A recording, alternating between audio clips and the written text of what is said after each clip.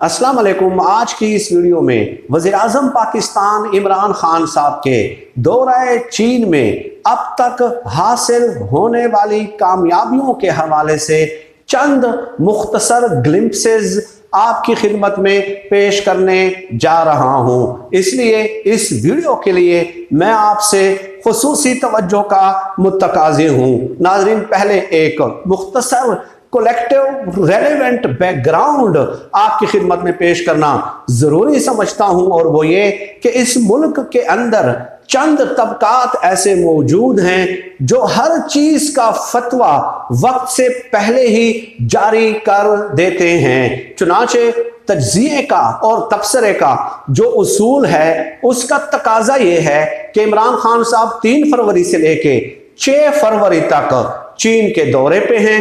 दौरे के खत्म होने का तो एटलीस्ट आपको इंतजार कर लेना चाहिए।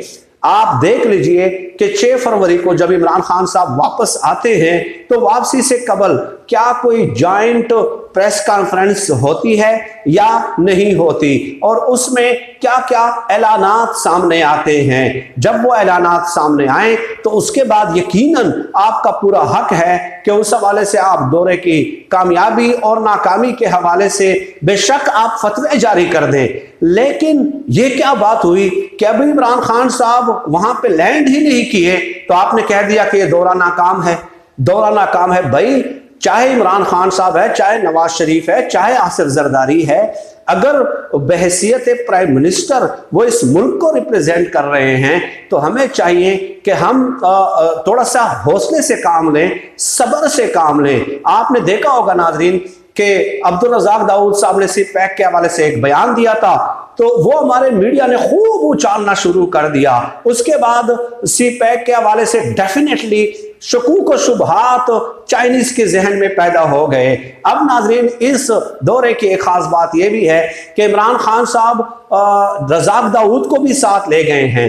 उनको ले जाने की वाहिद वजह सिर्फ और सिर्फ ये है कि इमरान खान साहब उन्हें सामने बिठा कर उनसे कहेंगे कि ये रज़ाक दाऊद साहब है, इन्होंने स्टेटमेंट दी थी, आपके जहन में जो भी सवालात उठ रहे हैं ये आपको क्लैरिफाई कर देंगे। मैं समझता हूं कि ये इंतहाई मुस्तहसन इकदाम है, एक अच्छा फैसला है चाइनीज के शुबहात दूर करने का, क्योंकि हमारी मीडिया में जो उस वक्त तबसरे और तज्जिए किए गए और जो आर्टिकल्स लिखे गए वो ये भी थे कि अमेरिका के कहने पे पाकिस्तान CPAC को रोल बैक कर रहा है। अमेरिका के कहने पे पाकिस्तान जो है CPAC पे काम जो है सुस्त रवि का शिकार कर रहा है। तो जब आपका नेशनल मीडिया इस किस्म के तज्जिए और तबसरे करेगा तो डेफिनेटली उनके जहनों में तो सवालात पैदा होंगे भाई।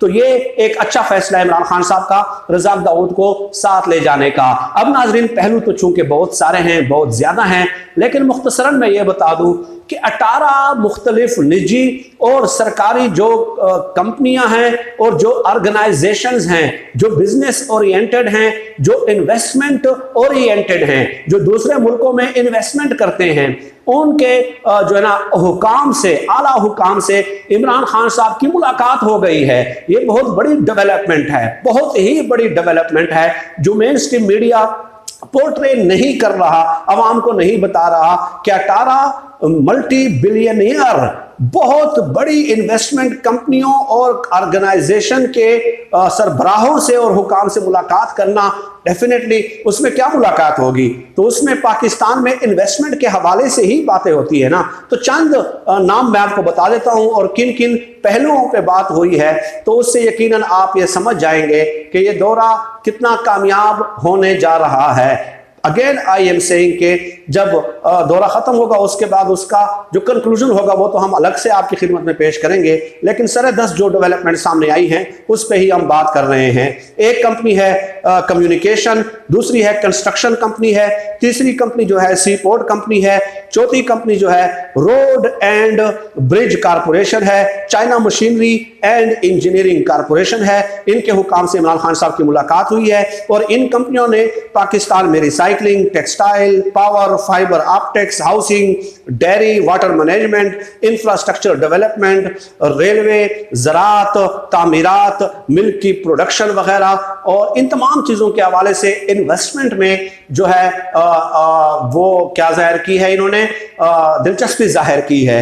अब नाज़रीन मैं आप बता दूं कि गुज़श्ता साल ये खबर आई थी कि टेक्सटाइल इंडस्ट्री में पाकिस्तान ने एक्सपोर्ट में एक रिकॉर्ड कायम कर दिया था। तो चाइनीज़ की जो मुख्तलिफ कंपनीज हैं जिनके साथ इमरान खान साहब की मुलाकात हुई है, 18 कंपनीज, 18 बड़ी कामयाबी हासिल हुई है इमरान खान साहब को। तो उन्होंने जो है ना दिलचस्पी जाहिर की है कि हम टेक्सटाइल सेक्टर में जो है इन्वेस्ट करना चाहते हैं, अपनी मशीनरी जो है वो वहाँ पे प्लांट करना चाहते हैं, इंट्रोड्यूस कराना चाहते हैं टेक्सटाइल सेक्टर में। और डेफिनेटली अगर उनकी टेक्नोलॉजी आएगी तो उससे पाकिस्तान की सनत को फायदा होगा, नुकसान एटलीस्ट कोई नहीं होगा। तो टेक्सटाइल सेक्टर में इन्वेस्टमेंट के हवाले से बात हुई है। अब क्या फाइनल उसका जवाब आता है वो तो बाद में हम देखेंगे। इसके अलावा ML1 का जो मनसूबा है रेलवे का, तमाम रेलवे ट्रैक्स जो है तकरीबन फरसूदा और बोसीदा हो चुके हैं। अंग्रेजों के जमाने के बनाए हुए 1850, 60, 70 उस वक्त के रेलवे ट्रैक्स हैं। तो उस हवाले से भी $8.7 बिलियन पे जो है बात चल रही है। किसी भी वक्त उसका ऐलान एक्सपेक्टेड हो सकता है। $8.7 बिलियन की इन्वेस्टमेंट पे बात हो रही है। ML1 जो रेलवेज का मंसूबा है, अगर ये अनाउंसमेंट हो जाती है तो मेरे ख्याल में तमाम बदखाहों को फिर जो है वो माफी मांग लेनी चाहिए। इसके अलावा ज़राअत के शोबे में भी एक कंपनी है जहां पे इमरान खान साहब की कल मुलाकात हुई है और उन्होंने भी जो है नई टेक्नोलॉजी इंट्रोड्यूस करने के हवाले से कहा है और कहा है कि हम ज़राअत के शोबे में भी इंटरेस्टेड है, क्योंकि 70% जो पाकिस्तानियों का डिपेंड है वो ज़राअत के शोबे पे है। तो अगर ये ट्रेनिंग के लिए कुछ उनके स्टाफ वगैरह आ जाते हैं और कंपनियों के साथ मुआहिदा हो जाता है और इसके अलावा उनकी टेक्नोलॉजी ज़राअत के शोबे में इंट्रोड्यूस हो जाती है, तो डेफिनेटली इससे बढ़ के पाकिस्तान के लिए कोई बड़ी खुशखबरी मैं समझता हूं कि हो ही नहीं सकती। और इसके अलावा नाज़रीन वहां पे कई कंपनीज हैं और वो मिल्क प्रोडक्शन पे काम कर रही हैं, मिल्क प्रोडक्शन पे, यानी कि गाय और भैंस से किस तरह ज्यादा जो मिल्क है वो हासिल करना है। तो उस हवाले से डेफिनेटली एक तो तरबियत देते हैं कि कौन सी खुराक अगर आप खिलाएंगे गाय और भैंस को तो क्वालिटी मिल्क जो है वो प्रोड्यूस होगा। और इसके अलावा टेक्नोलॉजी के इस्तेमाल पे भी वो कंपनियां जो मिल्क प्रोडक्शन के हवाले से काम कर रही हैं चाइना में, वो भी काम कर रही हैं। तो ज़राअत हो या मिल्क प्रोडक्शन हो, इन दोनों में पाकिस्तान को डेफिनेटली एक जो हमारा किसान है जो ज़राई शोबे से वाबस्ता है उन्हें प्रॉपर ट्रेनिंग की भी ज़रूरत है और इंट्रोडक्शन ऑफ टेक्नोलॉजी की भी ज़रूरत है। और उस हवाले से भी कल इमरान खान साहब की बात हुई है। तो ये मुख्तसर ग्लिम्प्सेस थी नाज़रीन 18 मुख्तलिफ कंपनी और ऑर्गेनाइजेशन के जो सरबराहान और आला हुकाम हैं इन्वेस्टमेंट के हवाले से इमरान खान साहब की बड़ी पॉजिटिव और कंस्ट्रक्टिव जो है वो डिस्कशन हुई है। इंशाअल्लाह ताला हमें उम्मीद है कि एट द एंड जब ये दौरा खत्म होगा तो उस हवाले से बड़े धमाकेदार किस्म के जो है ना ऐलानात आपके सामने आएंगे।